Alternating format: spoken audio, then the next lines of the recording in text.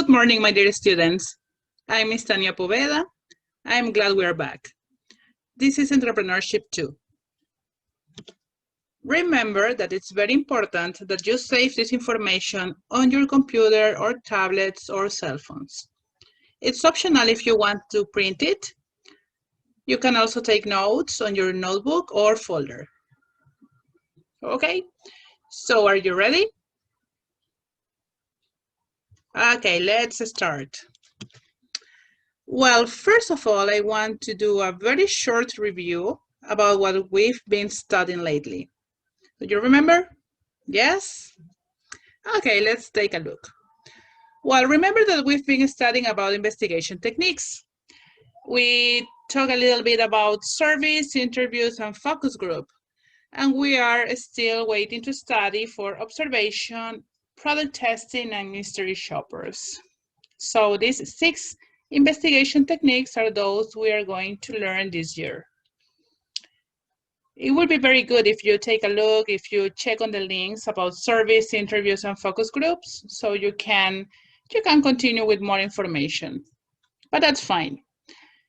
Just making sure we remember an investigation technique or investigation techniques are different ways to get, to collect, to gather information from the market, from your people or from your possible clients.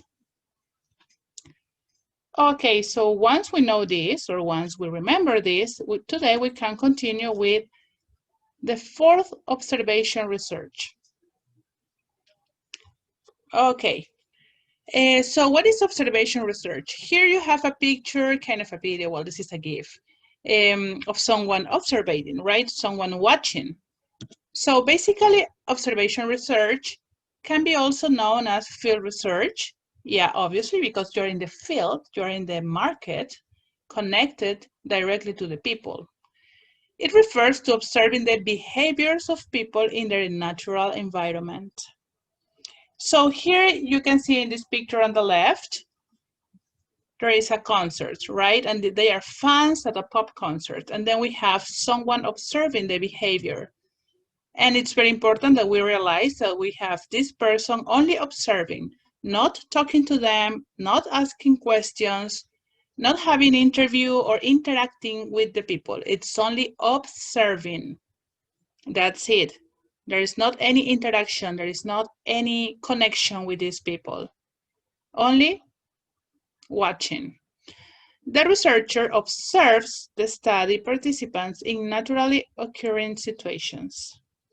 So as we can see in this picture, this guy that we suppose that it's the researcher, he's observing how people behave during this pop concert. After that, he's going to have his conclusions. So observation or observational research is one of the ways we gather market information, which we subsequently analyze. We already know that after collecting information, the information goes into an analysis, right? So this is an example about what he observed in the concert. Probably he observed that 75% of the people attending to the concert were happy with the ticket price. 90% thought the music was great. 60% complained about cold temperature. So that's another way to collect information, by observing and getting conclusions. Okay, so what is the observation method? The observation method is a research technique in which the actions of people are watched and recorded, either by cameras or observers. Properly performed and recorded observations supply better results than surveys techniques provide. Very important, we know that these kind of observations, because we observe people in their natural environment, we can get better results than asking questions in a survey. Okay, because people probably are acting naturally. Well, here I want to include this little part about mystery shoppers. This is something we're going to talk about in the future, not right now, but I consider important to have an idea about what this is. So mystery shoppers are researchers posting at customers in retail stores to evaluate salespeople. Okay, so basically it's like people pretending to be shoppers and involving with other shoppers on a place so they can observe better. But this is something, again, we are going to study later. We are going to continue with observation method. So in businesses or in marketing, observation research or observational research occurs when we want to study how consumers interact with goods and services. Something I really like about this kind of observation is not only that people are they are observed in a natural environment, it's also that you can observe their reactions, you can observe how people take decisions, how they change their minds about a product. So sometimes maybe you see a person collecting or taking something from the shelves, and suddenly they see something similar, and then they just change the product.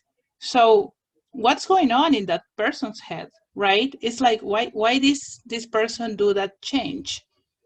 Because of the price, because of the maybe the colors, because of the contents. So that's something really amazing, because they are decisions that take less than a second. And if you think about your own situation, does it happen to you that sometimes you go for a product and then you see someone right next to yours and you didn't even take a look? You don't even look for a new one. You just go for your product, take it and leave. Or sometimes you go with a specific idea of what you want, and once you have it in your hand, it takes less than a second that you see other product very similar, and then you decide like, oh, I'm going to try this new one, right? New for you, probably. So that's exactly what someone is observing, probably in a camera or probably someone just around you, etc. But we're going to talk about that in a minute. Okay, so this is how people interact with goods and services, and someone is watching. Okay, so this is the study, is an example, how families behave in supermarkets. And pay attention that they are talking about families. They're not talking about men or women or teens or adults. In this case, they are talking about groups of people. So when you go to the supermarket, in family, with your parents, with your siblings, etc. So the question is, how do families behave in supermarkets? So here in green, we have a group of people, they are a family, and they are at a supermarket, right? They are acting naturally. And this one, obviously, it's a cartoon. This is not an observational research. They are like, oh, we're going to pretend we are in a supermarket. So this is like a lab situation. You can have a group of people pretending to be in a supermarket. So you know that if you have people pretending to be in a place, it's a lot different than actually being in a place. Okay, so that's why you have this one in green and this one in red, because this is not exactly an observation research. It is only observational research if the participants are being watched in their natural surroundings, just like this picture here on the left. Okay, well, so we have two types of researchers. In this case, we have non-participant observation. Probably this is a camera. Or we have participant observation. Someone is just right next to you, or maybe in the same hall, pretty close to you, observing what you're doing or what you're saying and paying attention on the details. Okay, so we have these two types of researchers. Non-participant, you don't see the person here, or participant, someone is around you. Just like it says here. In participant observations, the researchers are also the participants. They mix in with the people they are observing. I'm reading these last paragraphs here. Okay. Finally, on this section, not finally in the video, we have some observational data advantages. What are the advantages of using this kind of investigation technique? Well, first, it offers a real-world aspect to a hypothesis. It can help round out research. We can observe people acting together or separately. It validates actual results rather than having to use data to predict things, because you are observing real actions, real reactions. It is ideal in situations in which there is no verbal communication, right? Okay, so you don't have an interview or you don't have a survey, so it's non-verbal communication, it's just watching. The data from this type of research is more reliable than self-report metrics. Okay, good. So here we have like other advantages or pretty much similar. Yeah, these are the very similar to the advantages I just read. Okay, so it's other way to say the same, like real world data rounds out research, good for individual or group behaviors. We can use it to validate actual results. Great for situations in which people do not speak. Researchers do not have to rely on self-report, which are unreliable. So about all these observation advantages, my favorite one, or the one I consider like the most accurate or maybe the most important, is this one here, when people do not speak, or in other words, situations in which there is no verbal communication. And why is that? Because as you don't have to talk to the person, that person is not nervous, is not thinking the answers, is not considering that they are in a research. So they are actually focused on what they want and on taking decisions at the time of buying a product, right? So in that case, the person is behaving naturally. It's not pretending anything, it's not wanting to be accepted by a social environment, doesn't have to write anything, doesn't have to answer questions. So this person is just relaxed, doing their regular shopping in a mall, in a supermarket, or in any kind of store. So that's why it's my favorite one, or the one I consider like the most important. Okay, so we have types of observation research.